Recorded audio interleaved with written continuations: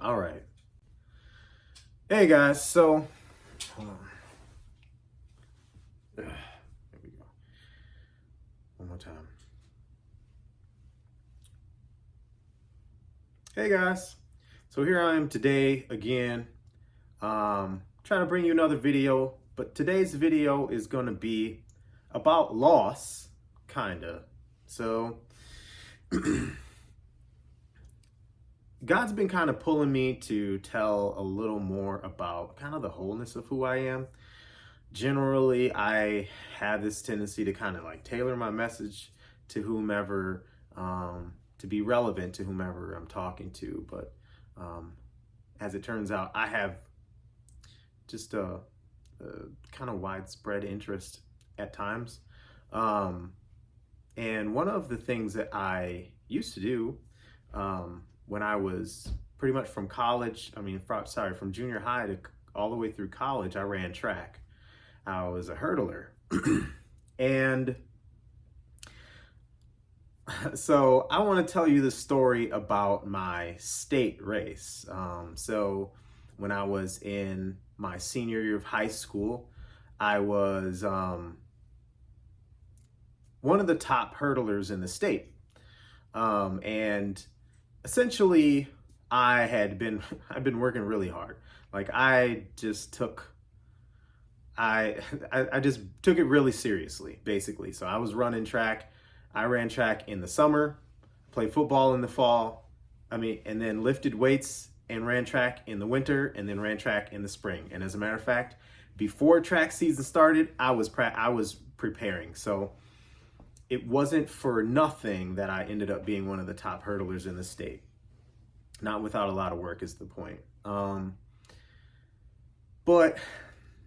I'm gonna tell you about my state race. My state race didn't quite go the way that I wanted it to. For the whole year, I had lost, didn't lose any race that I started. I think I lost one race that I got DQ'd from. District race, I got DQ'd. And then, so I get to state and I don't know, like I was warming up and doing all that kind of stuff. And I was feeling pretty confident, but my attitude going in was kind of like, okay, let's not get too hyped. Like, let's not get too nervous and crazy. Like I have this tendency to kind of, when things get crazy, I try to calm down, or I try to calm things down. And as it turns out, that's not really a good thing to do when you're when you're like at this level of competition. So it's me and the 10 best hurdlers in the state at this point. So I made it to the finals. And I'm getting ready for my final race, and like I was warming up and I did everything. I had a ton of time to warm up, right? And I did everything I knew to do. I went through my whole routine that I would have normally gone through that had me, ready and warmed up for all of these meets throughout the year that I did not lose. And I finished them up and I was just kind of like, okay, cool. Well, then let's just kind of chill, because they, like at state, they give you just a lot of time to warm up, almost too much. My coach comes in and he's like, are you gonna warm up? And I was like, oh no, I already warmed up. He was like, you sure that's it? And I was like, yeah, I think I'm good. I don't, and he just kind of left it at that. And he was like, okay, it's time to pull out that perfect race. Because before, up until then, he said to me, he was like, I had been like, like I said, I took it very seriously. So I was at every meet, I was like on it, and I would just get out and give it my best every meet. And there was one meet in particular, he said, well, Jerron, you can save that perfect race for state. I didn't know what the heck that meant, like, in hindsight, I understand what he was trying to say. It just didn't help me at the time, right? Because at the time I was just like, I don't really know what you mean by perfect race. I just get out there and I just run. It's, it's like either on or off, I guess. So, so he said that, and I get it, and I just kind of kept my same like attitude, like stay cool, you know. And so I get up to the blocks, you know, they finally pull us out. They, you know, it's this long like ceremonial thing. It's kind of, anyway, it's like you do all this warm ups and you want to kind of be warm and then go. But anyway, so I warm up and I'm like, you know, the gun goes off and I'm like, okay, you know, trying to stay cool. And I get to the first hurdle and somebody was in front of me and I panicked. I freaking lost it. I'm pretty sure that I screamed out, no! And so I start booking it. I'm like, at this point, panicking because I wanted to win the race, but I just had the wrong attitude about it. I just thought like, you know, I could kind of just be calm and run, you know, fast or whatever. I don't know. It's kind of dumb, honestly. But anyway, so I run and I go. And me and this guy, obviously I know what his name is, but me and this guy, it looks like we're tied. And they had to pull out FAT, the photo finish. I lost that race by 400ths of a second. And we're talking about 22 years ago at this point.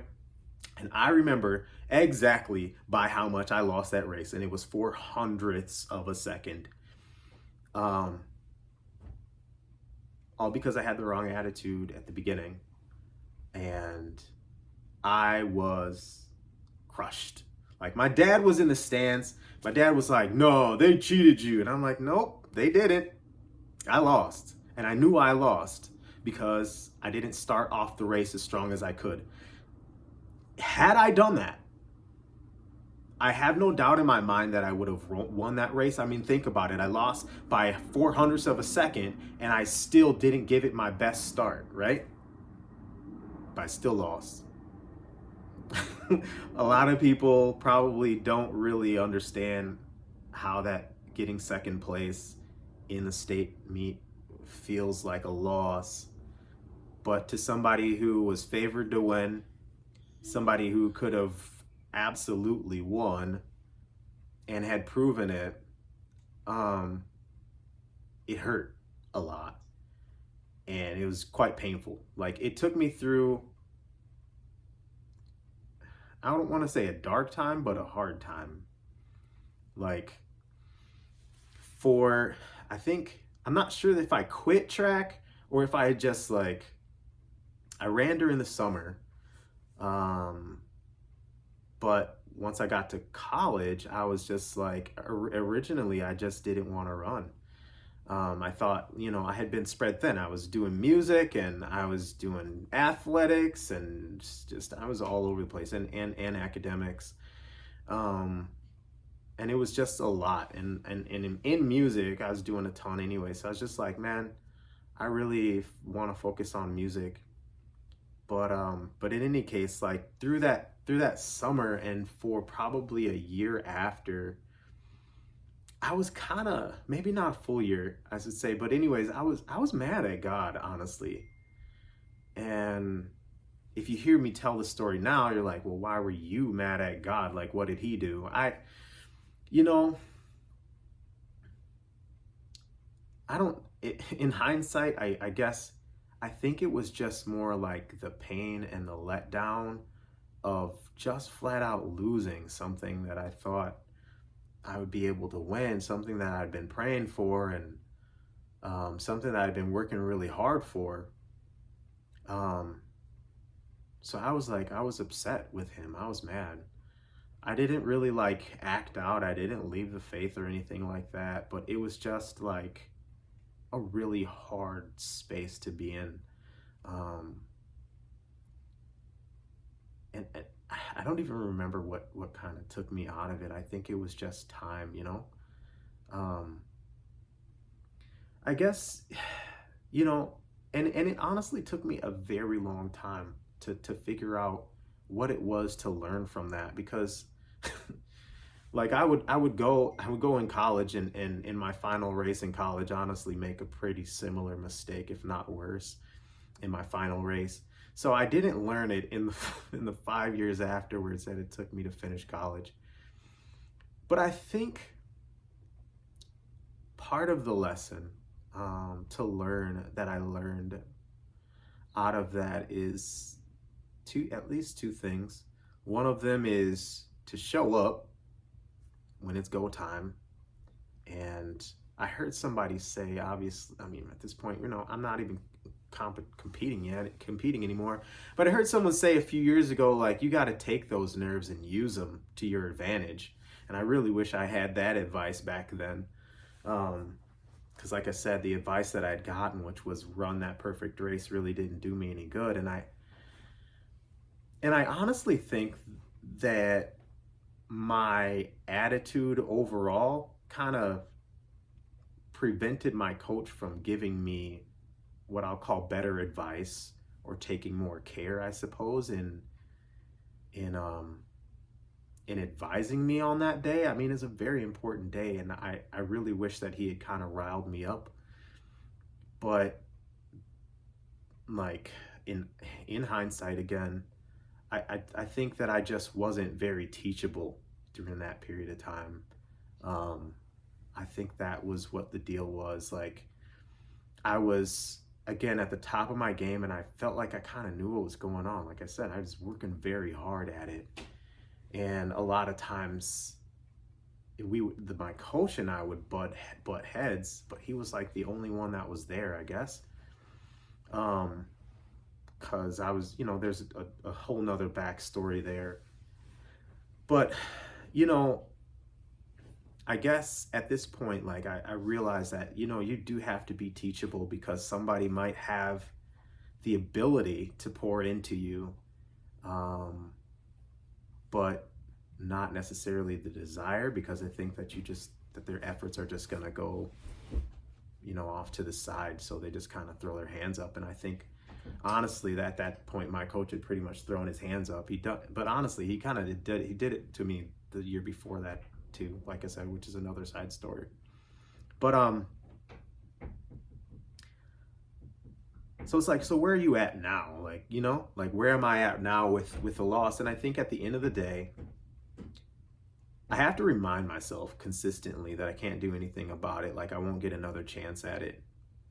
And I also have to remind myself it is the time that I go back to when I have to think about kind of when I'm recalibrating for the moment, like when I'm trying to look at the things that are before me, and if I feel myself kind of getting lax or thinking that, hey, maybe, you'll have another chance, you don't have to be so intense about it.